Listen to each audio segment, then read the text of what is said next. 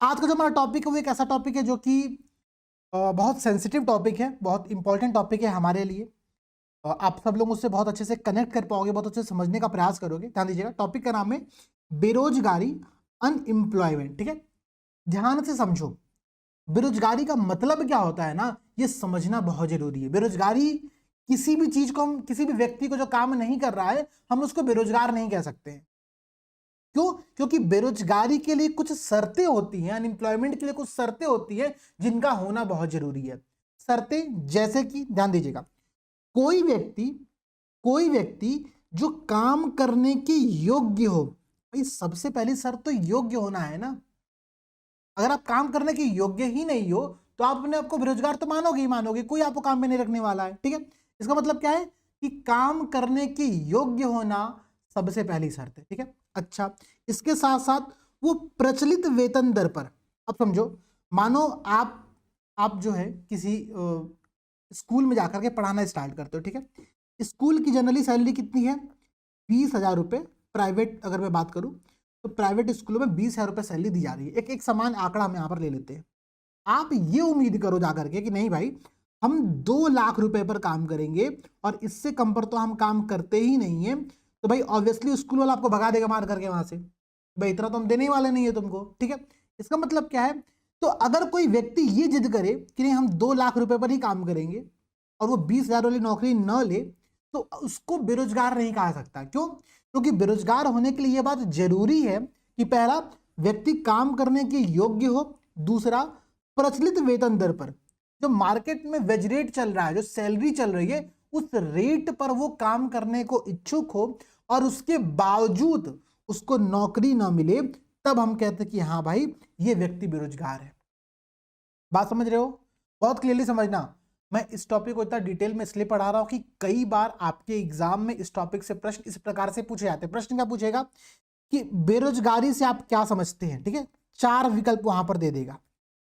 तो ध्यान देना, चारों विकल्प को बहुत ध्यान से पढ़ करके, ये जो 2 शर्तें हैं, क्या, काम करने के योग्य हो और प्रचलित वेतन दर पर काम करने के इच्छुक हो, इन 2 शर्तों के बाद भी अगर रोजगार ना मिले, जॉब ना मिले, तो आप उसको अनएम्प्लॉयमेंट कहो। क्लियरली है?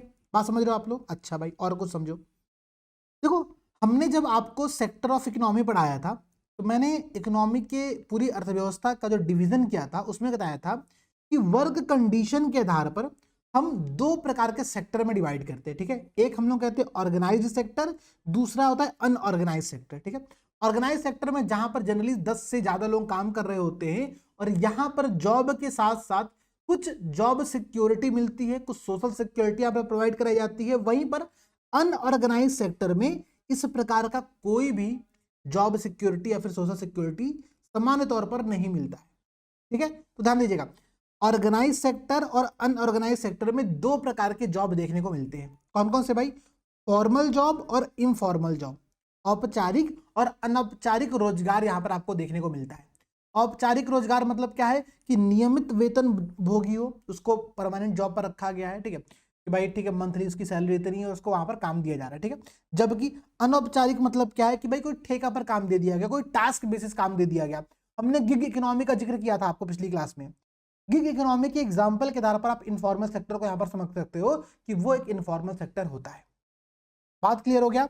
तो देखो, हमने अभी तक क्या समझा? हमने समझा कि अनएम्प्लॉयमेंट होता क्या है, बेरोजगारी होती क्या है। इसके अलावा जो इंडस्ट्रीज होती है, जो सेक्टर्स होते हैं इकोनॉमी के, उनको हम लोग उनके वर्क कंडीशन के आधार पर, कार्य की जो कार्य परिस्थिति है, ठीक है, कार्य कंडीशन, कार्य स्थल है, उसकी उसके सुविधाओं के अनुसार हम उसको ऑर्गेनाइज सेक्टर और अनऑर्गेनाइज सेक्टर में डिवाइड करते हैं। यहां पर 2 प्रकार की जॉब देखने को मिलती है, फॉर्मल और इनफॉर्मल जॉब। ठीक है, बात समझ गए क्लियरली? बहुत सिंपल सी बात थी। अब समझो, जो अनएम्प्लॉयमेंट होता है, अनएम्प्लॉयमेंट को हम लोग बहुत सारे प्रकार में डिवाइड करते हैं। ठीक है, बहुत सारे टाइप्स में डिवाइड करते हैं।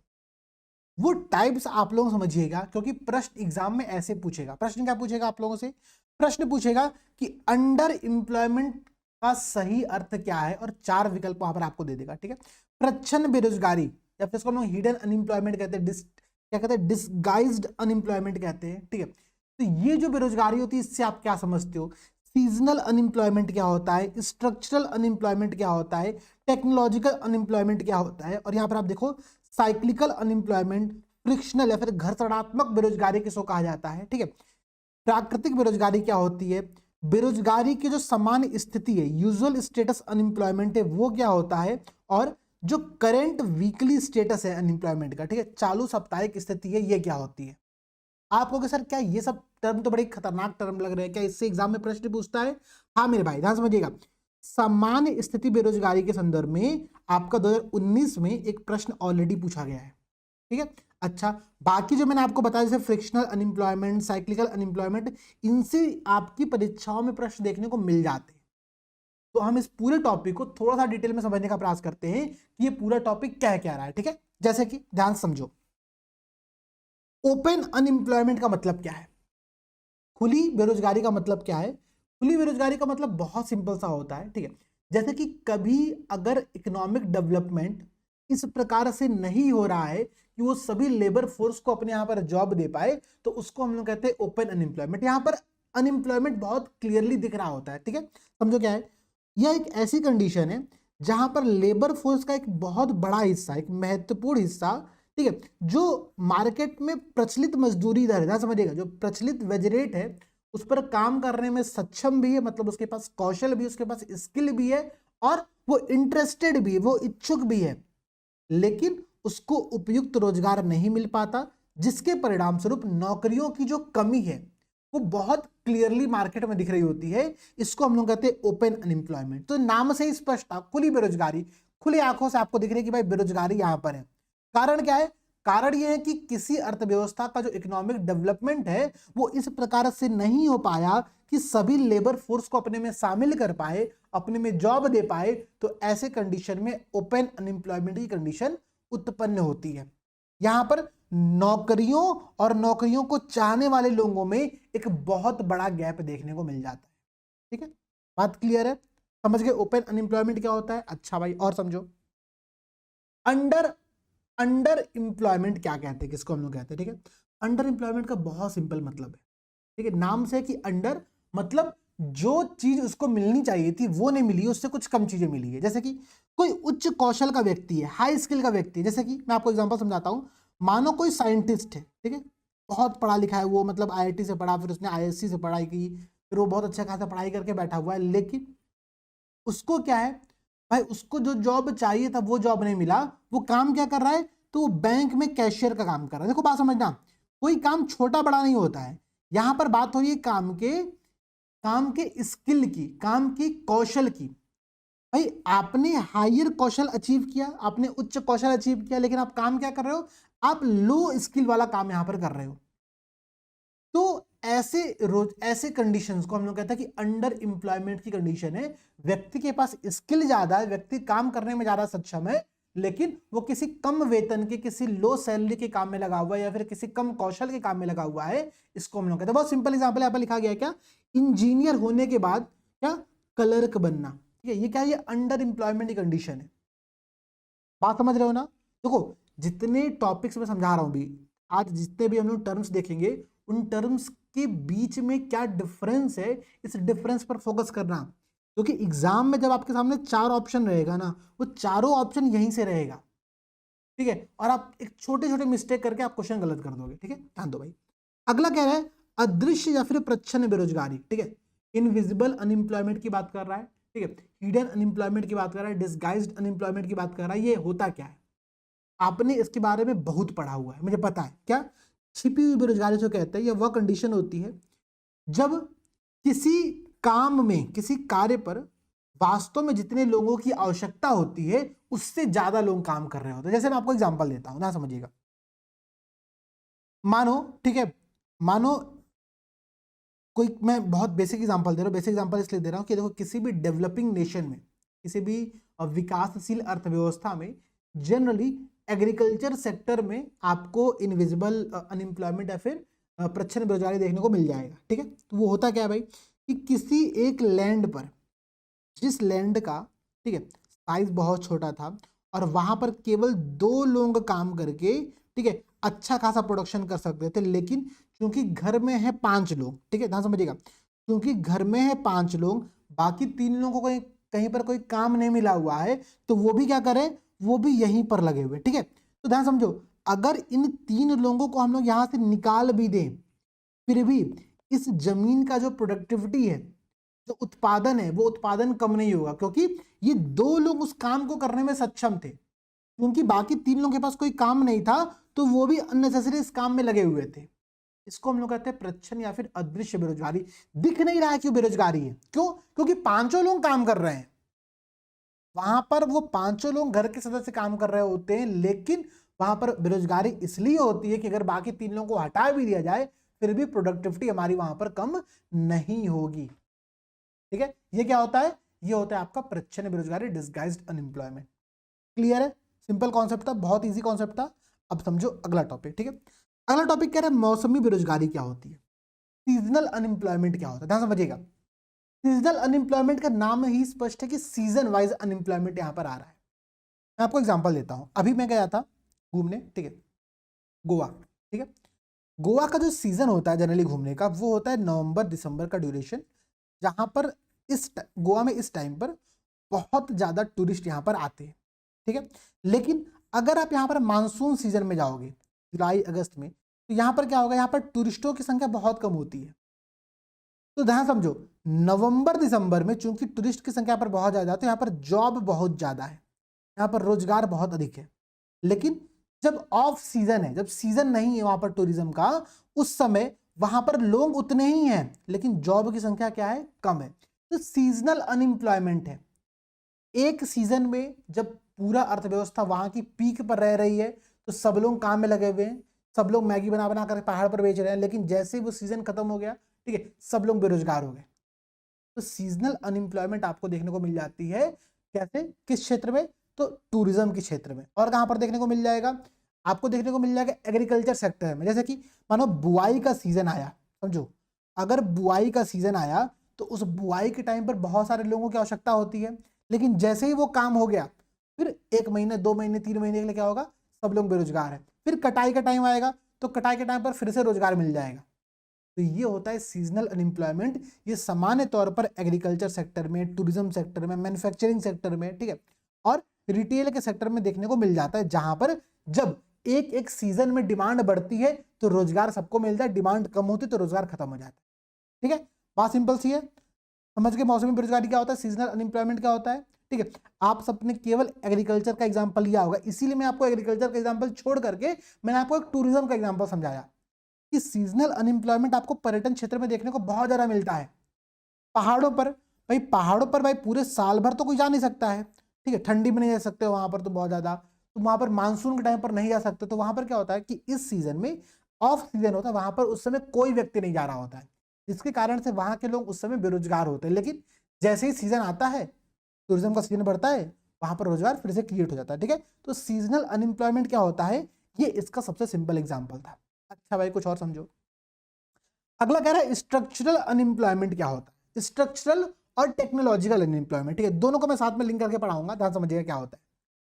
स्ट्रक्चरल या फिर संरचनात्मक बेरोजगारी, नाम से आप समझ लो कि संरचनात्मक कुछ समस्या, कुछ स्ट्रक्चरल इश्यूज है। क्या इशू है, जब जब मार्केट में, लेबर मार्केट में, ठीक है, जो उपलब्ध नौकरी है, जो जॉब की रिक्वायरमेंट है, ठीक है, वो और उन नौकरियों को करने के लिए आवश्यक स्किल वाले कर्मचारियों के बीच एक अच्छा खासा स्किल गैप देखने को मिलता है। आपको एग्जांपल दूं, मैं बहुत सिंपल एग्जांपल देता हूं, इसे समझो। हम पीसीएस अभ्यास के तौर पर एक हमारी एक संस्थान है, हम यहाँ पर काम कर रहे हैं, ठीक है, मुझे बहुत स्किल्ड लोगों की आवश्यकता होती है। ठीक है, मुझे स्किल्ड लोगों की आवश्यकता क्यों होती है, भाई कंटेंट बनाएंगे, कंटेंट प्रूफ रीडिंग करेंगे, टाइपिंग करेंगे, कुछ नए कंटेंट क्रिएट करना होगा। लेकिन समस्या क्या, मैं चाह तो रहा हूं कि मैं अच्छे लोगों को जॉब पर दूं, जॉब पर रखूं, काम पर रखूं, काम उनको प्रोवाइड कराऊं, लेकिन समस्या क्या है, लोगों के पास स्किल की कमी है। लोगों के पास यहाँ पर स्किल की कमी है, और ये सच्चाई है आपकी इस बात में।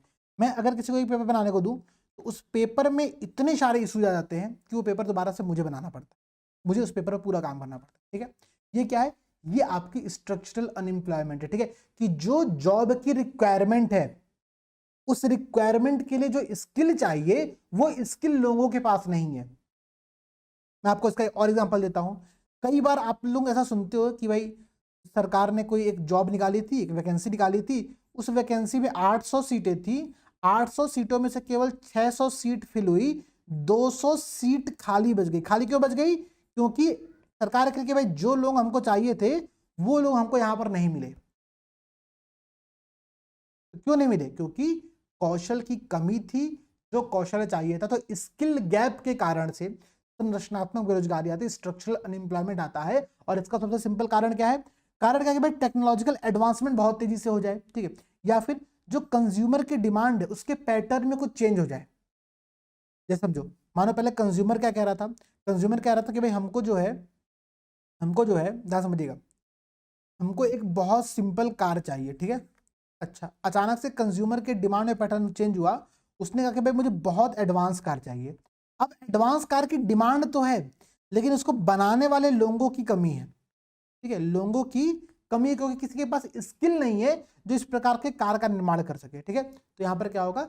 स्ट्रक्चरल अनएम्प्लॉयमेंट यहाँ पर आ जाती है, ठीक है। ये एक लॉन्ग टर्म समस्या होती है कि भाई समस्या क्या है कि जो लोग हैं, और ये भारत में बहुत बड़ी समस्या है, मैं ये अपनी बात नहीं कह रहा हूं, एक बहुत सारे जो संस्थाएं, उन संस्थाओं की रिपोर्ट आती, रिपोर्ट ये कहती है कि कंपनियां जॉब देना चाहती हैं, लेकिन लोग जो इनके पास स्किल होना चाहिए वो स्किल नहीं है, ठीक है। तो ये स्किल गैप भारत में अनएम्प्लॉयमेंट का एक बहुत बड़ा कारण है। बात समझ रहे हो आप लोग? ठीक है। तो स्ट्रक्चरल अनएम्प्लॉयमेंट क्या होता है, समझ गए? अब प्रश्न पूछेगा एग्जाम में, टिक कर लोगे, इजी बात है। अच्छा भाई, यहीं पर समझो कि टेक्नोलॉजिकल अनएम्प्लॉयमेंट क्या होता है, ठीक है। मैंने आपको समझा दिया कि स्ट्रक्चरल अनएम्प्लॉयमेंट में कोई भी कारण हो सकता है स्किल गैप होने का, ठीक है, लेकिन टेक्नोलॉजिकल अनएम्प्लॉयमेंट में जो कारण होता है वो होता है टेक्नोलॉजी का डिफरेंस। क्या समझिएगा? टेक्नोलॉजिकल अनएम्प्लॉयमेंट आपका संरचनात्मक बेरोजगारी का एक प्रकार है। तो यहाँ पर लिखा हुआ है, क्या लिखा है कि यह स्ट्रक्चरल अनएम्प्लॉयमेंट का एक फॉर्मेट होता है, एक रूप होता है, जहां पर इंडस्ट्रियल चेंजेस या फिर उत्पादन प्रक्रियाओं में इनोवेशन के कारण से कुछ नौकरियों का अस्तित्व समाप्त हो जाता है या फिर बदल जाता है, ठीक है। समझो, जैसे मानो अचानक से आर्टिफिशियल इंटेलिजेंस आ गया, तो आर्टिफिशियल इंटेलिजेंस आएगा तो बहुत सारे लोगों की जॉब तो वैसे भी चली जाएगी, ठीक है। क्यों गई? क्योंकि नई टेक्नोलॉजी यहां पर आई। तो टेक्नोलॉजिकल अनएम्प्लॉयमेंट इसको हम कह रहे हैं। मानो भाई बहुत बड़ी बड़ी मशीनें आ गई, तो जहां पर पहले 20 लोग एक काम को करते थे, अब वहां पर वो मशीन अकेले काम कर रही है, ठीक है। तो उस मशीन के कारण से, उस टेक्नोलॉजी के कारण से 20 लोग क्या हो गए? बेरोजगार हो गए। तो ये क्या है? ये टेक्नोलॉजिकल अनएम्प्लॉयमेंट है, ठीक है। तो टेक्नोलॉजिकल अनएम्प्लॉयमेंट स्ट्रक्चरल अनएम्प्लॉयमेंट का एक प्रकार होता है। स्ट्रक्चरल अनएम्प्लॉयमेंट क्या होता है? तो स्किल गैप होता है। टेक्नोलॉजिकल अनएम्प्लॉयमेंट क्या होता है? तो तकनीक में चेंजेस के कारण से बेरोजगारी यहां पर उत्पन्न होती है, ठीक है। बात समझ रहे हो? अच्छा भाई, कुछ और समझो एग्जांपल। यहां पर कह रहा है कि साइक्लिकल अनएम्प्लॉयमेंट क्या होता है, चक्रीय बेरोजगारी यहां पर क्या होती है, इस बात को ध्यान से समझिएगा। हमने अभी सबसे पहले एक टॉपिक पढ़ा था ओपन अनएम्प्लॉयमेंट, याद आप लोगों को आ रहा है? खुली बेरोजगारी। खुली बेरोजगारी क्या था कि मार्केट में, अर्थव्यवस्था में बहुत क्लियरली दिख रहा था कि यार नौकरी लोग चाह तो रहे हैं, लेकिन नौकरी है ही नहीं मार्केट में। क्यों नहीं है? क्योंकि इकोनॉमिक ग्रोथ जिस प्रकार से होना चाहिए था उस प्रकार से हुआ नहीं, वो सभी लेबर फोर्स को अपने यहाँ पर शामिल नहीं कर पाया, ठीक है। तो ओपन अनएम्प्लॉयमेंट क्या होता था, समझ गए? इसी के आधार पर समझो साइक्लिकल अनएम्प्लॉयमेंट क्या होता है। साइक्लिकल अनएम्प्लॉयमेंट का सबसे बड़ा कारण होता है रिसेशन, मंदी का आना, ठीक है। जैसे कि अचानक से कोई मंदी आया, तो उस मंदी कारण से क्या होगा? 1 लाख लोग अचानक से जॉब से निकाल दिए जाएंगे। इनका जॉब से निकालना क्या है? चक्री बेरोजगारी है। जैसे ही मार्केट फिर से बूस्ट करेगा, मार्केट फिर से ऊपर चढ़ेगा, तो क्या होगा? इन 1 लाख लोगों को फिर से यहाँ पर जॉब मिल जाएगा, ठीक। हो सकता है कि फिर से मंदी आए, फिर से इनकी जॉब चली जाए, ठीक है। तो चक्री बेरोजगारी का मतलब क्या होता है कि अर्थव्यवस्था में उतार चढ़ाव, इसके कारण से रोजगार जब कम होते हैं तो उसको हम लोग कहते हैं साइक्लिक अनएम्प्लॉयमेंट। जब रिसेशन आता है, जब आर्थिक मंदी आती है, तो डिमांड घट जाती है। सिंपल सी बात है, डिमांड घटेगी तो कंपनियों का प्रोडक्शन घटेगा, कंपनियों का प्रोडक्शन घटेगा तो उनके पास जो एक्स्ट्रा वर्कर्स हैं, जो एक्स्ट्रा लेबर फोर्स उनके पास है, वो उसको अपने यहाँ से निकाल देंगे, क्योंकि उनकी आवश्यकता अब खत्म हो चुकी है। और जैसे उनको निकालेंगे तो अनएम्प्लॉयमेंट बढ़ जाएगा, और यही कहलाता है साइक्लिकल अनएम्प्लॉयमेंट। लेकिन फिर जैसे ही कुछ समय बाद क्या होगा? इकोनॉमी में तेजी आएगी तो उत्पादन बढ़ेगा, डिमांड बढ़ेगी, प्रोडक्शन बढ़ेगा तो लोगों की आवश्यकता बढ़ेगी, और लोगों को जब फिर से जॉब पर रखा जाएगा तो अनएम्प्लॉयमेंट यहाँ पर क्या होगी, कम हो जाएगी। ठीक है, तो साइक्लिकल अनएम्प्लॉयमेंट क्या होता है, इस बात को आप लोग इस प्रकार से यहां पर समझिए। ठीक है, अच्छा भाई और समझो, एक बहुत इंटरेस्टिंग टॉपिक और है, फ्रिक्शनल अनएम्प्लॉयमेंट, घर्षणात्मक बेरोजगारी क्या होता है। देखो, फ्रिक्शनल अनएम्प्लॉयमेंट किसी भी अर्थव्यवस्था का एक अच्छा सूचक होता है, समझिएगा, बात समझना। ये एक हेल्दी, ठीक है, गतिशील मतलब मूविंग इकोनॉमी जो होती है उसका एक सामान्य मतलब नॉर्मल और एक अल्पकालिक हिस्सा होता है, शॉर्ट टर्म हिस्सा होता है। फ्रिक्शनल अनएम्प्लॉयमेंट हमेशा शॉर्ट टर्म होता है। क्यों होता क्या है भाई, दरअसल ये होता है ना कि जब कोई व्यक्ति, ठीक है, कोई व्यक्ति स्वेच्छा से, अपनी इच्छा से एक नौकरी को छोड़ करके दूसरी नौकरी की तलाश करता है। आप समझना, आप लोग, मैंने आपको 2-3 चीजें पढ़ाया। मैंने क्या पढ़ाया आप लोगों को, ठीक है, मैंने आप लोगों को पढ़ाया टेक्नोलॉजिकल अनएम्प्लॉयमेंट, मैंने पढ़ाया स्ट्रक्चरल अनएम्प्लॉयमेंट, मैंने पढ़ाया सीजनल अनएम्प्लॉयमेंट, और मैंने पढ़ाया प्रच्छन्न बेरोजगारी। ठीक है, अब यहाँ पर हम लोग पढ़ रहे हैं क्या, फ्रिक्शनल अनएम्प्लॉयमेंट। फ्रिक्शनल अनएम्प्लॉयमेंट क्या हुआ कि भाई व्यक्ति स्वयं से नौकरी छोड़ करके किसी दूसरी नौकरी की तलाश कर रहा है, तो इसको हम लोग कहते हैं घर्षणात्मक बेरोजगारी या फिर फ्रिक्शनल अनएम्प्लॉयमेंट। ठीक है, ये किसी भी इकोनॉमी के लिए अच्छा सूचक होता है। अब आप मुझे कमेंट में बताओ एक बार कि आप किस प्रकार के अनएम्प्लॉयमेंट का खुद को शिकार मानते हो। आप फ्रिक्शनल अनएम्प्लॉयमेंट की कैटेगरी में हो, या फिर आप यहां पर स्किल गैप जो स्ट्रक्चरल अनएम्प्लॉयमेंट है आप उस कैटेगरी में आना चाहते हो। क्या समझिएगा, मैं बहुत क्लियरली बोल रहा हूं, आप किस कैटेगरी में आना चाहते हो, आप स्ट्रक्चरल अनएम्प्लॉयमेंट वाले कैटेगरी में आना चाहते हो, या फिर आप अभी के लिए फ्रिक्शनल अनएम्प्लॉयमेंट कैटेगरी में होना चाहते हो। दोनों में अंतर क्या है, स्ट्रक्चरल अनएम्प्लॉयमेंट तब है जब आपके अंदर कौशल की कमी है, आपने अपने कौशल पर काम नहीं किया, आप अपने स्किल को इंप्रूव करने पर काम नहीं किया, तो स्ट्रक्चरल अनएम्प्लॉयमेंट हो गया। फ्रिक्शनल अनएम्प्लॉयमेंट क्या है, भाई ठीक है अभी मैं जॉब नहीं करना चाहता हूं, मैं 1-2 साल का समय लूंगा, मुझे हायर जॉब चाहिए, मुझे कुछ अच्छी जॉब चाहिए, तो उसके लिए मैं क्या कर रहा हूँ, उसके लिए मैं मेहनत कर रहा हूँ, उसके लिए मैं ट्राई कर रहा हूँ, और वो जॉब मुझे 1 साल में, 1.5 साल में, 2 साल में मिल जाएगी। ठीक है, ये क्या है, ये शॉर्ट टर्म घटना है। ठीक है, हालांकि मैं 1 साल 2 साल बहुत ज्यादा बता दिया। कई बार क्या होता है प्राइवेट सेक्टर की अगर हम बात करें, तो कोई एक व्यक्ति है, ठीक है, एक व्यक्ति एक कंपनी में काम कर रहा है, ठीक है, जैसे मान लेता हूं मैं, वो व्यक्ति आपका काम कर रहा है सैमसंग में, ठीक है, ध्यान समझिएगा, वो व्यक्ति अभी के लिए काम कर रहा है सैमसंग में, उसको शिफ्ट करना है गूगल में अपना काम, वो गूगल में काम करना चाहता है। ठीक है, तो उसको सैमसंग से गूगल में जाने के लिए हो सकता हो कि वो 1 महीने का छुट्टी ले यहाँ पर, ठीक है, सैमसंग में, तो इसने जो यहाँ पर जो छुट्टी ली है ना, वो छुट्टी के समय वो बेरोजगार था, लेकिन वो किस प्रकार का बेरोजगार था, फ्रिक्शनल अनएम्प्लॉयमेंट का शिकार था।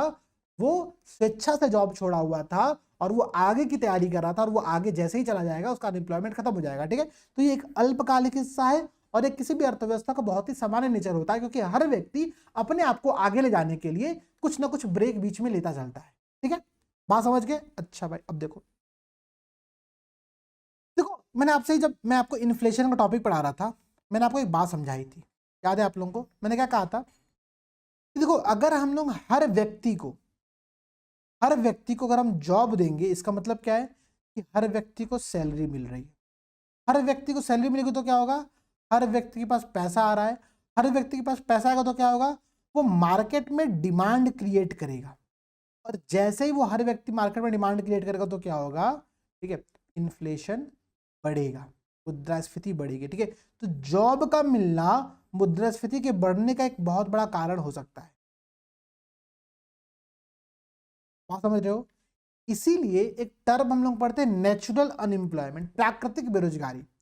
प्राकृतिक बेरोजगारी उस बेरोजगारी को कहते हैं कि देखो देश में ना, किसी भी अर्थव्यवस्था में 2 से 3% का अनएम्प्लॉयमेंट होना स्वाभाविक है और अनिवार्य है। क्या समझिएगा, ये एक अनिवार्य है, हम लोग कहते हैं ना कि एक ये नेसेसरी एविल है। ठीक है, जैसे फ्रिक्शन क्या होता है, घर्षण क्या होता है, अगर फ्रिक्शन ना हो, जनरल साइंस की बात करें हम लोग, अगर फ्रिक्शन ना हो, घर्षण ना हो, तो आप चल नहीं सकते हो, आप मूव ही नहीं कर पाओगे, क्योंकि फ्रिक्शन के कारण से ही आप चलते हो, लेकिन वही फ्रिक्शन आपको आगे बढ़ने से रोकता भी है, आपकी एनर्जी को कंज्यूम भी करता है, खाता भी है, बर्बाद भी करता है।